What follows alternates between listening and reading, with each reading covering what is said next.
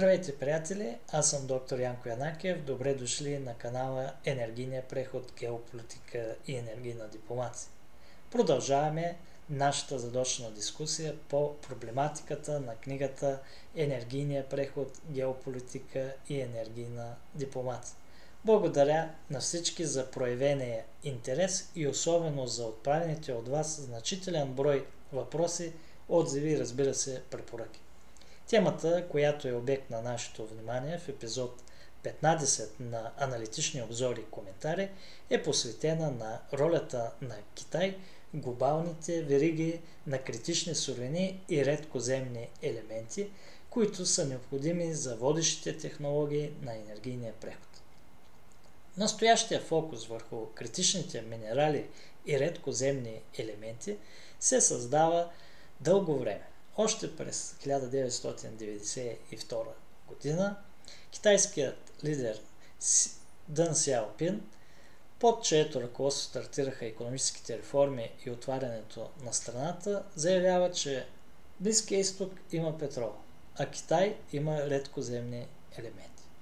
Тези думи бяха твърде пророчески, когато през 2008 година Китай демонстрира готовност да използва за политическа изгода своя контрол върху значителна част от глобалните доставки на критични минерали и редкоземни елементи, като ги ограничи за своите чуждестранни купувачи. През 2010 година Пекин наложи ембарго върху износа на редкоземни минерали за Токио в резултат на спор с Япония, а през 2020 година спря износа на графит за Швеция. В отговор на ограниченията на САЩ за износа на модерни компютърни и полупроводникови продукти, наложени на Китай през октомври 2022 година, през лятото на 2023 година официално Китай ограничи износа на продукти от Гали и Германия за Вашингтон, а в края на октомври 2023 година обяви намерение да наложи лицензиране на износа от страната на графит.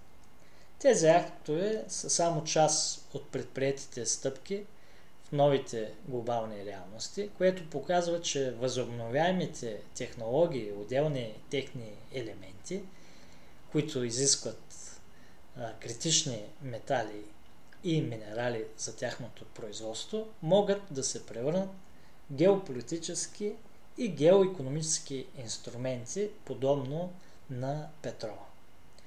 Критичните суровини и редкоземни елементи, повечето от които се използват в водещите технологии на енергийния преход, често погрешно са етикетирани като скъдни и редки, което е по-скоро следствие от специфичния характер на тяхната верига на стойност. От инвестиции, проучвания, добив, пазарна реализация и потребление. Тази връзка може да се подложи на съмнение широко прокламираната теза, че едва ли не Китай притежава най-големите запаси и ще изолира развитите западни икономики от веригите на доставки на тези критични стратегически суровини, които по-настоящем Пекин контролира. Аналогията между геополитическата сила на критичните суровини и редкоземни елементи с геополитическата сила на петрола и дори на природния газ също не е състоятелна. Повечето от тези критични суровини и 17-те редкоземни елементи са широко разпространени, срещат се по-често от златото, те са сравнително обилни в земната кора и са геологически достъпни. Те не са толкова географски концентрирани, както е концентриран петрола, който, например, в повече от 80% от световните петролни запаси се намират в страни членки на ОПЕК. Важна разлика също е, че потребностите от критични за енергийния преход суровини и материали могат да бъдат посрещнати без пряко да засягат енергийната сигурност. Тоест, доставките могат да бъдат увеличени или диверсифицирани по-лесно, отколкото това някога е било възможно за петрола. В този контекст сегашното превъзходство на Китай в веригите за доставка на минерали не е в притежаването на ресурса, с аналогия на геоложкото изобилие на петрол, примерно в Саудитска Арабия или в Русия, а в рафинирането и преработката на минералите. Макроикономическото въздействие на евентуални прекъсвания в веригата за доставки на минерали и батерии не е толкова сериозно, колкото при петрола. Минералите и батериите са суровини за производството на стоки и продукти, а не ежедневният поток от енергия, който поддържа живота на хората. В този смисъл доминацията на Китай не е върху електричеството, което захранва електрическите, примерно, автомобили, а върху технологията, която съхранява това електричество. Ако има прекъсване на доставките на минерали или батерии, може да се очакват затруднения в веригата за доставки, забавяния, което да доведе до покачването на цените на зелените енергийни продукти, като слънчеви панели и електроавтомобили, но хората все пак ще могат да използват своите автомобили и да осветяват и отопляват своите домове. Макар през последните 10 години относителният дял на Китай в световния добив на редкоземни елементи да спада от 97 на 70%, което се дължи най-вече на навлизащите нови производители на пазара, страната продължава да има силна позиция, макар да разполага само с 34% от геоложките запаси от тези елементи в света. Важно е да се отбележи, че Китай притежава 16% от световните запаси от графит, на 86% на галий, както и на редкоземни елементи като диспрозий, неодим и терби. Китай е водещата държава по добив на 30 от 50 критични минерала. Това е по квалификация на Министерството на енергетиката на Съединените американски щати. Различни водещи в света центрове, аналитични центрове, прогнозират, че до 2050 година делът на Китай в световното предлагане на редкоземни елементи ще спадне до около 50% поради разработването на значителни нови залежи в Индонезия, Аржентина, Австралия, Виетнам, Швеция и Съединените американски щати. По-настоящем Китай има значителна преднина в преработката на критични минерали, необходими за енергийния преход. Трябва дебело да се подчертае, че в близките 10 години нито САЩ, нито която и да е друга държава не са в състояние да изпреварят Китай в областта на добива и преработката на редкоземни елементи. Именно в това може да търсим и отговор относно острата загриженост за глобалните вериги за доставки на критични суровини и минерали от страна на развитите икономики и държави. В исторически план добивът и преработката на критични минерали и редкоземни елементи в Китай имат дългогодишна традиция. Още през 1927 година в страната са открити залежи на тези суровини, а 30 години по-късно започва добив в минния район Баян-Або в региона на така наречената вътрешна Монголия. Това е китайска вътрешна провинция. От тогава са разработени находища на редкоземни елементи в други 21 китайски провинции и автономни региони. През последните 20 години, благодарение на дългосрочната си стратегия за инвестиции и провеждана последователна индустриална политика на Пекин, асиметричните предимства в добива и преработването на критични минерали и редкоземни елементи за водещи технологии от енергийния преход са определящо ясни и видни по цялата верига на доставки. Според различни оценки в края на 2022 година и средата на 2023 година Китай участва и контролира между 85 и 90% в глобалната верига от добив на суровини до производство на метал на редкоземни елементи, както и на 92% от световното производство на редкоземни магнити. Успоредно с това, страната се рафинира 73% от кобалта в света, 68% от никела в света, 60% от лития в света, 40% от медта в света, 70% на естествения графит и 80% на синтетичния графит в света. Китай е сред най-големите производители и доставчици също на антимон, индий, волфрам и графит. Китай държи 78% от световния капацитет за производство на клетки за батерии за електроавтомобили и на 75% от производствените мощности в света за литио-ионни батерии. Това позволява на страната да произвежда около 57% от електрическите превозни средства в света.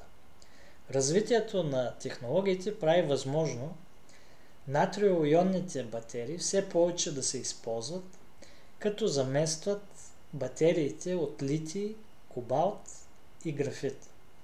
Така, например, в периода от 2020 до 2023 година процентът на произведените в Китай електрически превозни средства, които не съдържат кобалт, е скочил от 18% на 60%. Какви са политиките на Китай за поддържане на водещите си позиции в добива и преработването на стратегически суровини и редкоземни елементи? Превъзходството на Китай в добива и обработката на редкоземни елементи беше постигнато чрез комбинация от ранни стъпки в индустрията, държавни инвестиции и субсидии по цялата верига за доставки, икономии от мащаба и създаване на изобилен капацитет, естествено научно-изследователска и развойна дейност, контрол върху износа, ниски разходи за труд, създаване на подходящи условия за чуждестранни инвестиции и десетилетия на неглижиране и слабо регулиране на проблемите, свързани с опазването, с екологията и опазването на околната среда. Важен момент в китайската политика за развитието на индустриите, свързани с стратегическите суровини и редкоземни елементи, са поставените цели от държавното ръководство за по-голяма икономическа и технологична самостоятелност и икономическия модел на двойна циркулация за нарастване на самодостатъчността, като същевременно се поддържа глобалния пазарен дял на китайските производители. Въпреки сравнително скромния мащаб на своите геоложки запаси за повечето критични материали, Китай изгражда непропорционално силна позиция в годишното производство на своите мини и преработвателни съоръжения и осигурява на индустрията си асиметрични ползи. Това позволява на Пекин да използва агресивни стратегии за утвърждаване на своите конкурентни позиции на международния пазар и да подкопае потенциални конкуренти. миналото Китай е използвал различни тактики за завоюване на пазарен дял, често като стратегически е наводнявал в кавички световния пазар с редкоземни елементи на по-ниски цени, което е целяло да направи инвестициите в отрасъла неизгодни и по този начин да се елиминират конкуренти от този бизнес.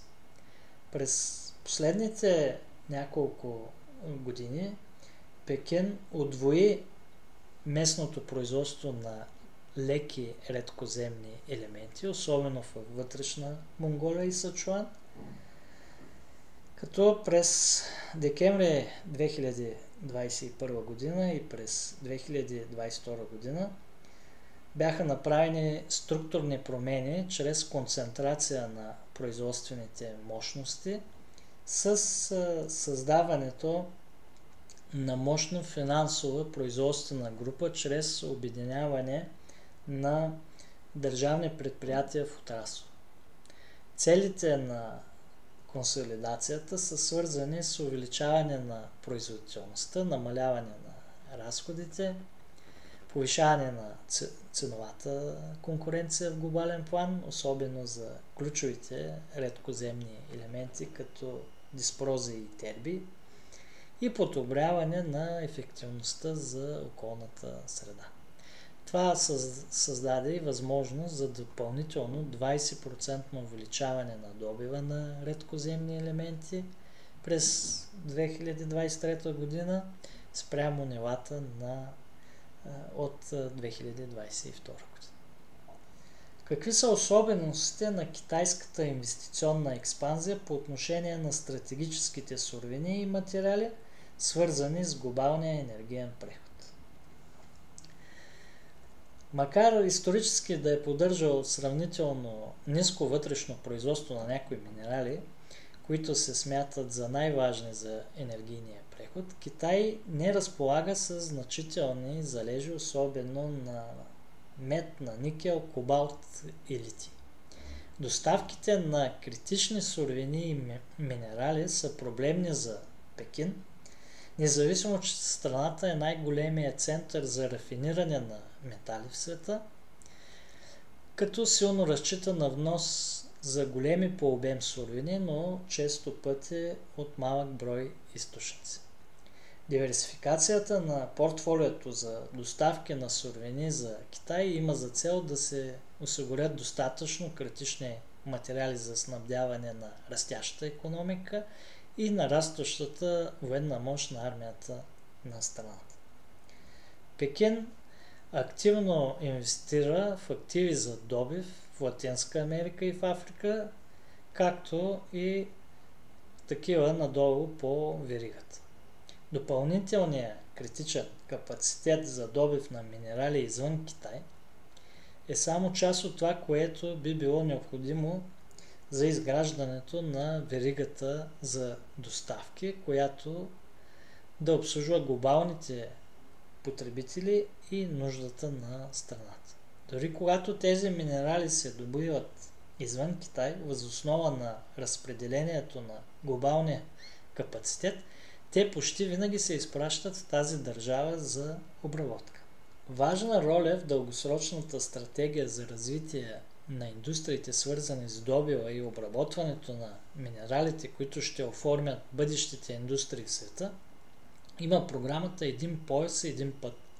Чрез тази инициатива Пекин с помощта на мащабни държавни инвестиции и силен инвестиционен натиск на китайските корпорации зад граница цели да получи контрол върху добива на стратегически суровини и минерали в редица страни от така наречения глобален юг в Южна Америка, Азия и Африка. Китайските предприятия контролират по-настоящем около 24% от производството на кобалт, 11% от производството на мед и 33% от производството на литий. Усилията на Китай да се осигури суровини от Латинска Америка започнаха още през 2004 година, когато китайското правителство субсидира задгранични инвестиции, природни ресурси, необходими за китайската индустрия. Финансовата координация между правителството и китайските корпорации успешно доведе до придобиването на задгранични минни проекти за осигуряването на критични материали. Реформите на Китай от 2017 година относно външните инвестиции допълнително насърчават китайските компании да инвестират в добив в чужбина, като е използван така наречения модел на координирано кредитно пространство. В Латинска Америка минният сектор беше втората цел след енергетиката за китайските инвестиции, които в периода между 2007 и 2018 година достигнаха до 51% от всички инвестиции на Китай в Латинска Америка. По-настоящем те са концентрирани в малък брой дейности, считани за стратегически, включително пълни или частични придобивания за достъп до стратегически минерали, като мед, литий и ниоби. Тези инвестиции допринесоха и за нарастващия износ на стратегически минерали от Латинска Америка за Китай, който от 1% през 2000 година нарасна до 34% през 2020 година. Трябва да се подчертае, че точният обем на китайските инвестиции в минния сектор в Латинска Америка е трудно да се посочи поради сложността на сделките, непрозрачността на участващите китайски инвестиционни компании и липсата на изисквания за отчитане от приемащите държави. От 2018 до първата половина на 2021 година китайските компании са инвестирали 2 пъти повече от американските, австралийските и канадските компании взети заедно, за да придобият глобални литиеви активи в Зимбабве, Намибия и в литиевия триъгълник, така наречения литиев триъгълник на Аржентина, Боливия и Чили. От 2019 до 2022 година китайските компании са инвестирали около 4,5 милиарда щатски долара в литиеви проекти в Мексико и в други държави от Южна Америка.